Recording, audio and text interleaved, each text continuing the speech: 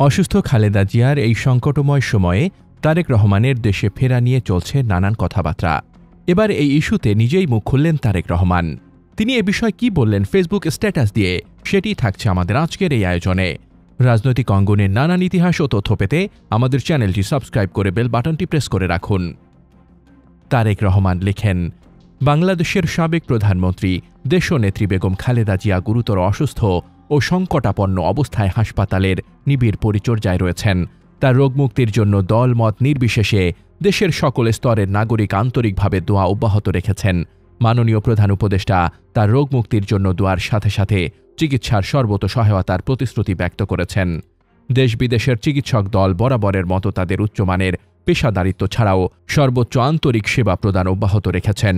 বন্ধু প্রতিম একাধিক রাষ্ট্রের পক্ষ থেকেও উন্নত চিকিৎসাসহ সম্ভাব্য সকল প্রকার সহযোগিতার আকাঙ্ক্ষা ব্যক্ত করা হয়েছে। সর্বজন শ্রদ্ধেয় বেগম খালেদা জিয়ার প্রতি সকলের আন্তরিক দোয়া ও ভালোবাসা প্রদর্শন করায় জিয়া পরিবারের পক্ষ থেকে সকলের প্রতি আন্তরিক ধন্যবাদ ও গভীর কৃতজ্ঞতা জ্ঞাপন করছি। একই সাথে বেগম খালেদা জিয়ার আশু রোগ মুক্তির জন্য সকলের প্রতি দোয়া অব্যাহত রাখার জন্য ঐকান্তিক অনুরোধ জানাচ্ছি। এমন সংকটকালে মায়ের স্নেহ স্পর্শ পাবার তীব্র আকাঙ্ক্ষা যে কোনো সন্তানের মতো আমারও রয়েছে, কিন্তু অন্য আর সকলের মতো এটা বাস্তবায়নের ক্ষেত্রে আমার একক সিদ্ধান্ত গ্রহণের সুযোগ অবারিত ও একক নিয়ন্ত্রণাধীন নয়।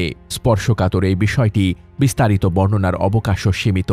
রাজনৈতিক বাস্তবতার এই পরিস্থিতি প্রত্যাশিত পর্যায়ে উপনীত হওয়া মাত্রই স্বদেশ প্রত্যাবর্তনে আমার সুদীর্ঘ উদ্বিগ্ন প্রতীক্ষার অবসান ঘটবে বলেই আমাদের পরিবার আশাবাদী।